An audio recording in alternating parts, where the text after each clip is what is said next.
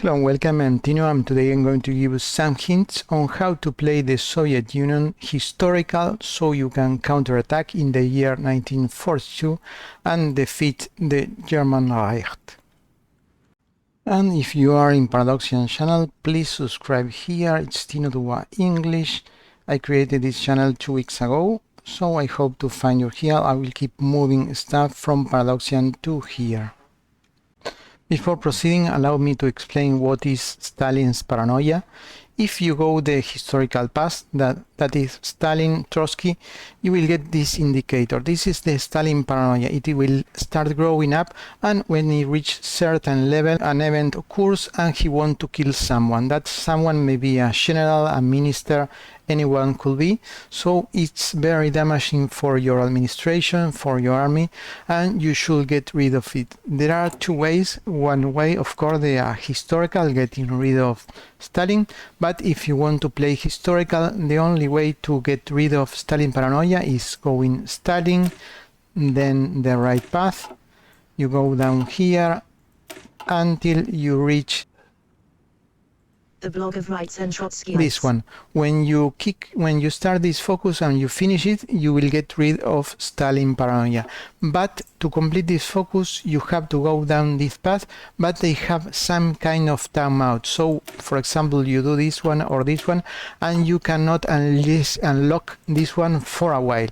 So it's recommended you start it right away, go in this direction, and when you get blocked, do something else, like doing this focus here or this focus here, whatever you want. There are several very good options, and then after a while it will get unblocked and you will keep continuing. And if you do this line right away, you should be able to get rid of Stalin paranoia by the year 38. Okay, first tip, go Grand Battle Plan Doctrine. This is super important. It will add you a 30% defense and attack, so your units will be dealing far more damage when defending. Also will increase your defense value. And add to this the static doctrine, this one, that will add you another 10%. This is a percentage of the previous values. If you add engineering and Grand Battle Plan Doctrine, this one will give you about 10%. And of course also add engineering to all your division. That way you'll be having about 70% on defense and attack when defending. I did a video called stacking bonuses. You can stack up to 80% if you add a few more things that you can do with the Soviets. With Soviets you actually can reach 90%. Templates. This is your basic infantry template, but you should be producing medium tanks. I call them KB1 and KB2. That are kind of cave tanks that give armor bonus to this division. So this division contains health points given by the infantry and punch given by the artillery, and anti-air of course you need, because Germany uses a lot of close air support. But you should convert these units as soon as possible as you produce the tanks to this division, and this will be your main infantry units. You have a tank, a medium tank, you have more soft attack, anti-tank, anti-air, and a lot of soft attack and hit points, another extra battalion, and I added a logistic company. So you have the most important companies are here are engineers, logistical, and recon, and these one are kind of legacy companies. You can remove and replace them by maintenance, whatever you want. They are not needed anymore since you have a battalion here, and you have 3 battalions that are 6 times the size of this company, but it helps, so I left them there. And this is how this company works. It deals about 600 damage.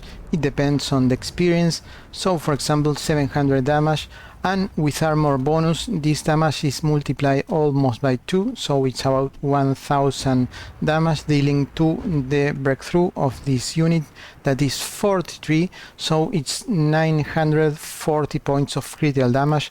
And the battles are quite, they will try to attack, but the line will not move. I just lost 3 provinces in the whole war and then retook them back.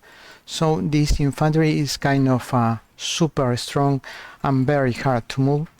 Once you reach the year 1938, develop this medium fighter, 4 heavy machine guns, self-sealing fuel tanks, and the engine, 2 engines, and the level 2. That is what you have available at that time, and this will work wonders against the Sherman.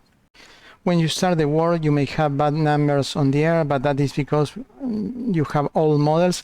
But when the only remaining planes are the new models, you will start destroying the Luftwaffe, like in this case 4 to 24.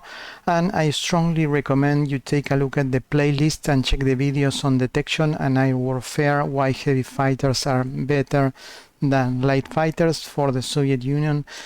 A lot of information why detection is so important, and also make sure to build radars behind all your frontline. Radars are the most important factor in a war. If you check the videos, you will understand why.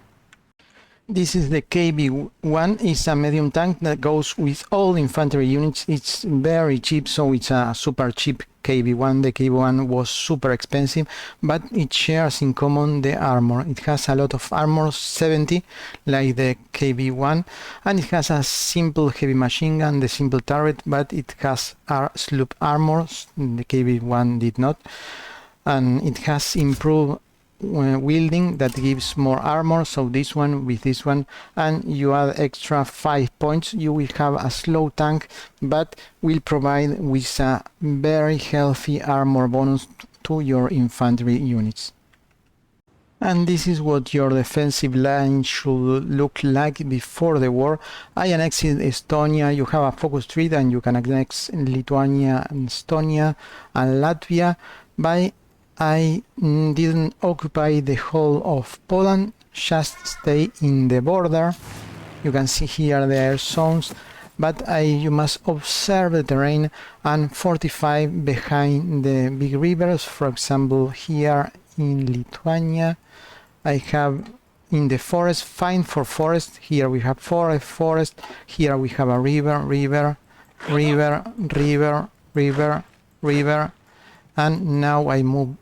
Also stay close to your supply depots and away from the enemy supply depots, so keep a defense close to your supply so they will reach there without a lot of supply. I didn't protect this one. I use the forest here. Here we have swamps, forest. So search for forest and swamps or rivers, like in this case, big and wide rivers, and fortify all in this line. And entrench there, you will have a lot of defensive bonuses and will be very hard for the tanks to work in the swamps and the forest. And if you have to a place like there, send your elite divisions there first, so the units with the armor bonus are going there first. But if you can see my divisions, I have a lot of ready of them. They are elite. This tower is the elite unit. Let me show you the template again. And here it is. So I must produce this unit and keep them training to level 3 on the field, but stop training before the war starts because you need them to be entrenched. And this is what my production lines look like before the war. Lot of artillery. This is going to be key. This is the fighter. This is the KB-1. This is the anti-tank. Another kind of fighter bomber. Anti-air, trains, light weapons, and I produced before a lot of this, so I took away some factories, many factories, but balance this to look like something like this, so you can produce all these units on time. I did civilian factories all the year 1936 and then swapped to military factories, but I put the factories behind Moscow, just in case the enemy breaks the line. So my factories are all in this area, far away from the front line.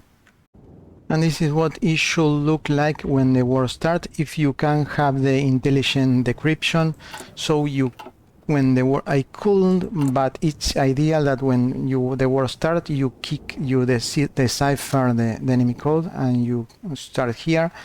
And for 1 month they will have lots of penalty, and the first month is the most dangerous. And this is what the war looks like. As you can see, the attacks are very problematic for them.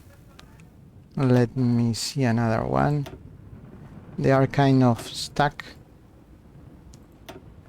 and the only place where they were able to break the line for a little while was down here in the river, because I changed the type on the models just on time, and they were not fully entrenched, so they resisted on some places, but they broke the line down here.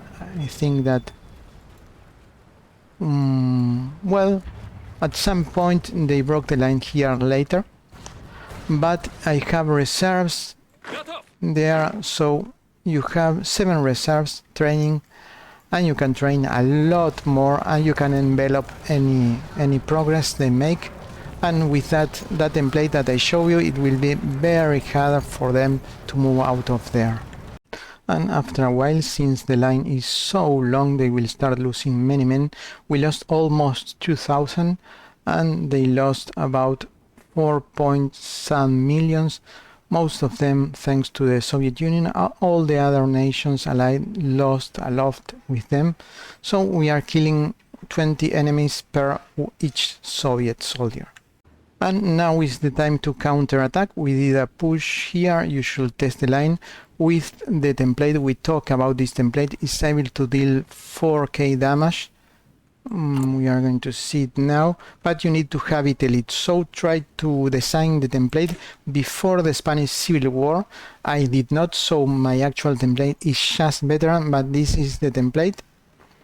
Take a look. Lot of tanks, armor trucks, and these tanks move at 8 kilometers per hour. Logistics, flamer, recon company.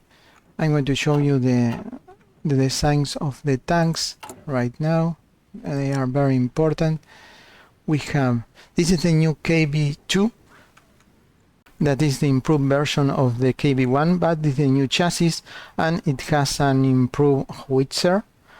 And we have the T-34, that is our backbone right now for the armored forces, for the spearhead. They have the medium howitzer, 3-man turret, 2 heavy machine guns, the radio, and this thing for more reliability, this thing for speed, improved transmission for speed, and some points in armor, and 10 points in engine. And this is the tank. It's a kind of a normal tank, but it has a lot of soft attack, and we have lots and lots of them, so we make a difference. And we use the anti-tank on the recon tank itself. We design a Scout 2 tank. This is a Scout.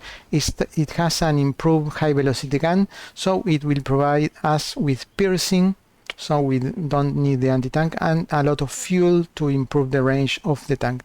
The flamer tank is similar to this, but with a flamer, of course, and a lot of fuel for increasing the range of the tank. And it works like this.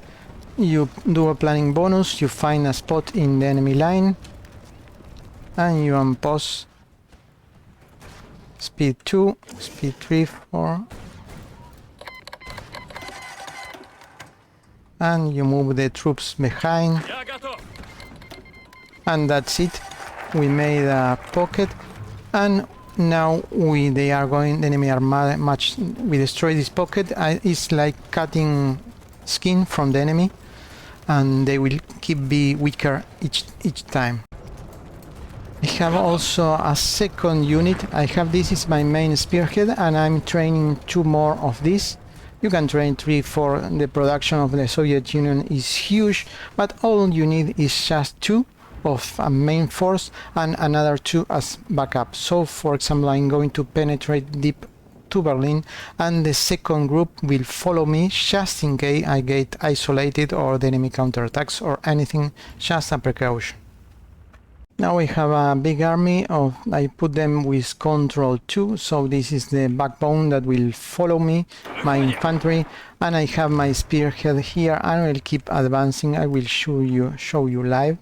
Speed 2, and I keep redeploying behind, and I'm going to move this one there, sorry, there. I'm going to reach Berlin, leave. Let's go here. Speed 2. As long as you keep in the ports, I will have supplies. And we cross the river and we are going for Berlin.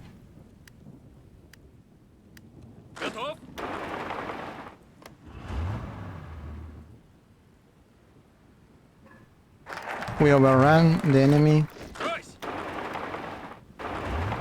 And we capture Berlin, and we are going to go for this port so we get supplies. And this is how this template works. You can find it on the best template for Germany, but I'm going to use it for the Soviet Union. And you just keep moving. You don't, some people is concerned because it has low organization, but you know, you don't need organization when you have a very powerful template.